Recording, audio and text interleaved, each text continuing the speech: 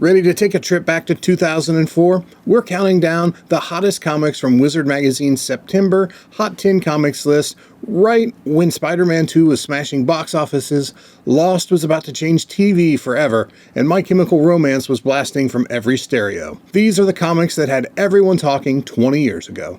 Let's dive into the top picks that ruled the shelves back in the day. Just making its way onto the list in the number 10 spot was the fourth printing of Teen Titans number 1. The fourth printing's cover was a sketch variant of the Michael Turner A cover back at a time when sketch covers were starting to come into fashion. Cover dated September 2003, like all of the issue's printings, the fourth printing actually hit the stands in mid-November, meaning that it had some pretty decent staying power to still be holding on to a spot in the top 10 in September 2004. Under the cover, we find a Jeff Johns story and artwork from Mike McKone. At the time, Wizard valued Teen Titans number 1 fourth print at $8, which was a pretty decent price for a book with a $2.50 cover price. I mean, man, aren't those the days? There are several copies of this one available on eBay at the moment, but only a pair of sales reporting.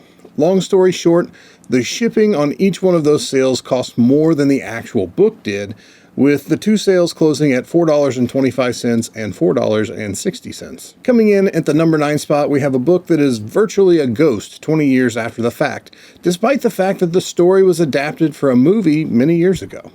The number 9 book is the Wizard World Philadelphia exclusive edition of Wanted Dossier. Released at the Philly Wizard World show that ran May 21st through May 23rd, 2004, this con exclusive closely followed up the standard issue Wanted Dossier that was cover dated May 2004. I'd love to be able to tell you more about it, but like I said, this thing is virtually a ghost. The creative team behind the issue consisted of creator Mark Miller and interior artist John Romita Jr., and I'm going to take an educated guess that the variant cover was provided by regular cover artist J.G. Jones. It looks like his work. At the time the Hot 10 was published, this Wizard World exclusive was given a value of $15. The only sale that I can verify for a copy of this book was for a CGC 9.4 copy that sold for $10 back in May 2019. Even the CGC census for this thing is nearly non-existent, with just a total of 8 copies reporting. Interestingly enough, 7 of the 8 are universal copies, and they're all graded 9.4. Weird. My best guess is that if you want a copy of this damn thing, and you actually find one, buy it, because God only knows when you're going to see another one. Next up, we have an obligatory early 2000s entry from writer Brian K. Vaughan with Wildstorm Productions' Ex Machina number 1. Cover dated August 2004, this new series paired Vaughan with artist Tony Harris, who was both cover and interior artist for this issue.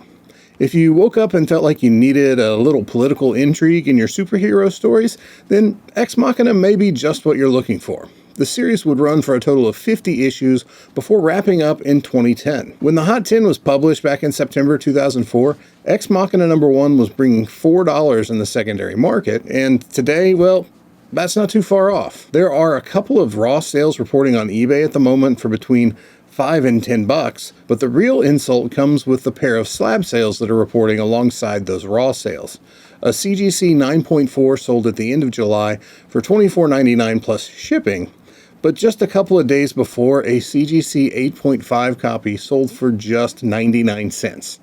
Now, that 8.5 did list $17 in shipping fees, so that may just be the universe exacting revenge on the seller for that ridiculous shipping charge. Moving up to the number 7 spot, we find the first issue of Marvel's big summer event for 2004 in Secret War number 1. Secret War was a series that doesn't really come up all that often right now. Unless, somebody's talking about Daisy Johnson, also known as Quake, which you may remember from the ABC S.H.I.E.L.D. show. But at the time of our Hot 10 list, it was the focus of the summer, and chances are it's where most readers were introduced to Gabriel Delato's art for the very first time. While he may be one of the hottest cover artists going today, 10 years ago he was just a new guy in US comics after making the leap from Marvel Comics Europe, courtesy of then editor-in-chief Joe Quesada. Dell'Otto pulled double duty with cover and interior art duties, and he was paired up with writer Brian Michael Bendis, who at the time was one of Marvel's hottest writers, courtesy of the success of his Ultimate Spider-Man series. Secret War 1 was on its way back down the list by this point in 2004, but that wasn't doing collectors much good as it was still valued at $15 at the time. In today's market, things have cooled off, and now you should have no problem picking up a copy between $5 and $10. The number 6 book just misses out on the top half of the Hot 10 with an early aughts all-star creative team and the return of a fan favorite character. Let's talk about Superman Batman number 8. First things first. If you wanted a book to be a hit in the 2000s, just putting these two guys on it would get you about 90% of the way there. Writer Jeff Loeb and artist Michael Turner were nearly unstoppable at the time. In this issue, the pair reintroduced the original Supergirl, Kara Zor-El, to the modern DC universe. Cover dated May 2004, this book actually hit the stands in mid-March and went back to print 2 additional times. The second print was a sketch variant of the first print's cover, while the third print was a fresh Turner cover featuring DC's Trinity. $8 is what a first print Superman Batman 8 would have set you back 20 years ago when our Hot 10 was published. Flash forward to today, and you can generally pick up a copy for between $5 and $10 again, but there have been a few stronger sales which have pushed $20 for higher grade raw copies. We already talked about Marvel's Summer Event series, but the truth is, they jumped the gun a bit with the series actually starting earlier in the spring of 2004. DC, however, saved their summer event for the summer, and for that they were rewarded with a spot in the top half of the Hot 10. Identity Crisis number 1 breaks into the top 5 as the number 5 book. Remember that Turner guy we were just talking about? Well, here he is again with the cover art for Identity Crisis 1, while artist Rags Morales handles the interior art for the issue. The word man for this one was writer Brad Meltzer, who would go on to win an Eisner in 2008 for his work on Justice League of America, but before Meltzer would be accepting any awards, he would have to navigate Identity Crisis, being met with swift criticism for its dark and violent tone, which essentially boiled down to bringing fridging into the 21st century for DC Comics. Identity Crisis number 1 is cover dated August 2004, meaning it was farm fresh when it hit the Hot 10, which also explains why it's valued at its cover price of $4 at the time. At the risk of being cruel, this thing is basically a dollar book today, but there are some individual sales around the $5 mark for the impatient or desperate among us. To further drive this point home, a CGC 9.8 sold in late July for just $23.61 plus shipping. That hammer price is less than the cost of having the book graded for perspective. Clawing its way to the number 4 spot is another Wizard World exclusive, this one courtesy of Wizard World Texas.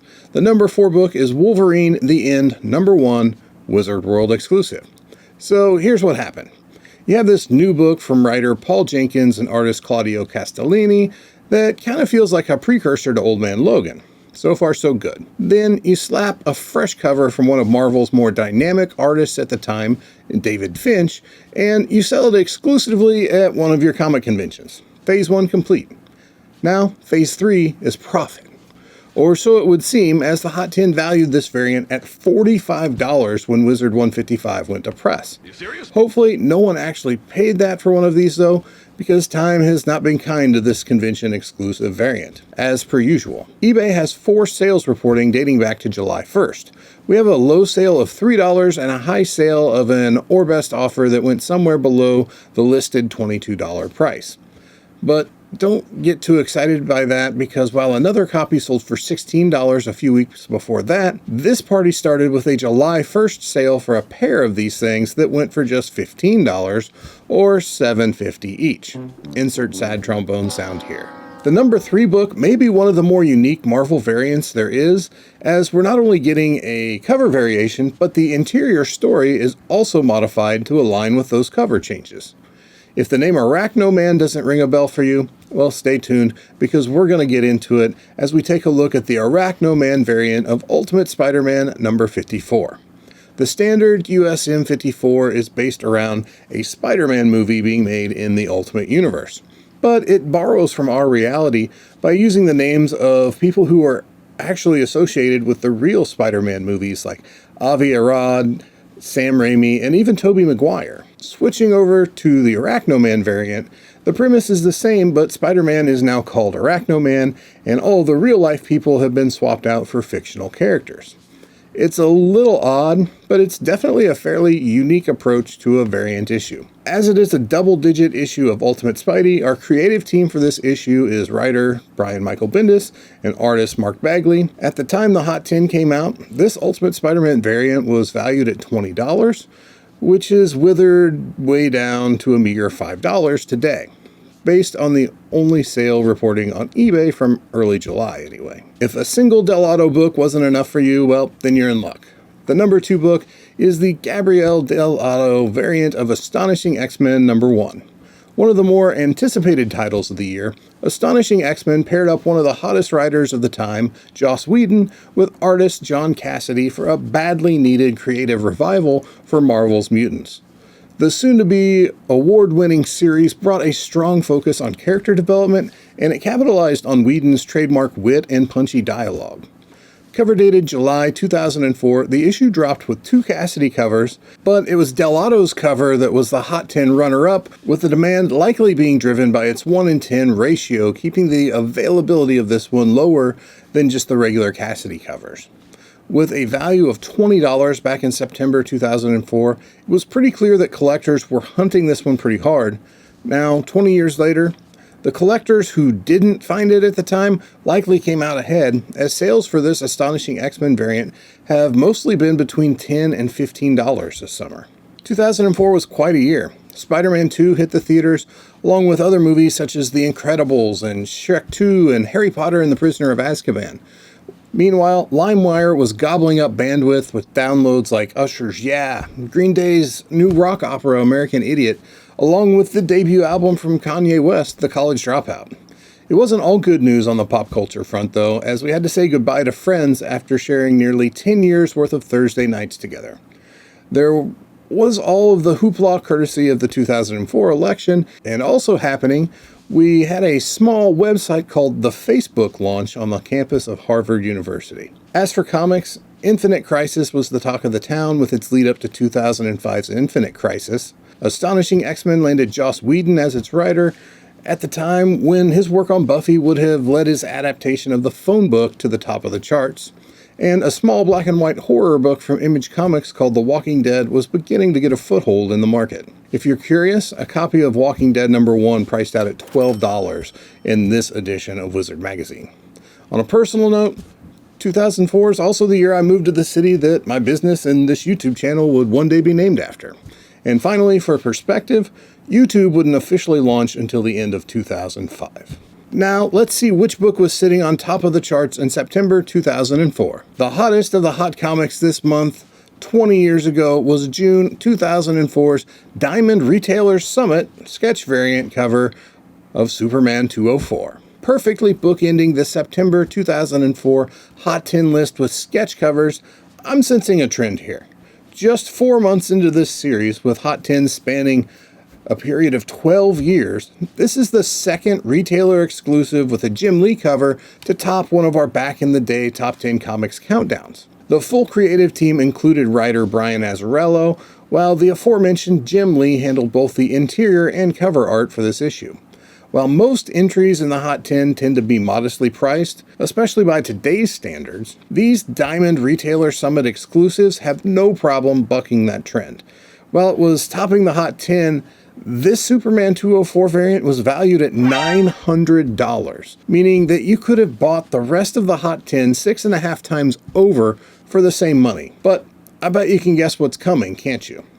The value for this issue has suffered a similar fate as most of the rest of our featured books. Sales are pretty few and far between, but one thing is clear: you don't need anywhere near $900 to pick one of these up today. In fact, a single raw copy sold for an OBO somewhere below the asking price of $175 just earlier this summer, but we do have a few graded sales to share, with a CGC 9.8 sale at $225 in late July, while a CGC 9.6 sold for $125 on the exact same day. 2 other 9.6 sales from earlier in July had mixed results, with a $59 sale on July 13th and an accepted best offer for another copy again in 9.6, which was listed at $212. Now that we've made it through the Hot 10, let's see what Wizard says. Nothing can move the rarest modern Superman book, a retailer's delight. Secret War drops 5 places, but its rising star artist Gabriel Dell'Otto lends Astonishing X-Men a boost. Now scope a crazy Arachnoman. The unassailable Wolverine the End rises again 1 spot. The only non-surprise in Identity Crisis was its popularity. The 3rd printing of Superman Batman 8 leaves, but the first copy rejoins us. If you haven't read Ex Machina #1, you're in for an emotional surprise that made this book way hot, trumping even this month's contribution from Wanted, which is 1 spot higher than last month's Wanted #1 Wizard World Texas variant. The Teen Titans slip, but hang on. Now, let's hear what Como says. Let me help set the record straight. Wizard got a lot of grief over the years for being biased and pumping books for the benefit of themselves or their friends. This is the first time we're really seeing that in a Hot 10 back in the day countdown. 20% of the list were Wizard World Convention exclusives, and that's some straight up bullshit. What's more than that, Wizard tells us a different Wizard World exclusive was replaced by a new Wizard World exclusive this month. Wizard were clearly just trying to hype up the convention exclusives that were only available at their own shows. And let me tell you, these were not cheap shows to attend. Back in 2013, I paid more than $60 for a 1-day pass to attend the first St. Louis Wizard World show. Now imagine my excitement when I got on the floor and there were just a handful or 2 of comic book vendors in this whole place. But I'm sure it was all worth it for the St. Louis Wizard World exclusive Walking Dead 1 I got. If the magazine hadn't folded up by that point, maybe even it would have made the Hot 10. That's another back in the day top 10 countdown in the bag. My hope was to have it out to you earlier than this, but while my travels may have delayed the video, it was for a good reason. During a trip to St. Louis last weekend, I stumbled upon a pile of Wizards that I did not have in the collection at one of my favorite stores, STL Comics. I wound up coming home with 40 brand new issues of Wizard, but unfortunately only 39 of those actually check a box because I wound up buying a duplicate. Many thanks to Eric and the crew at STL Comics for the big come up, which put me over 50% of the way to having a complete library of Wizards to pull from for this series. I mean, if you think about it, that's more than 3 years worth of new content we just lined up. That's not too bad. Collect responsibly, and I'll see you in the next video.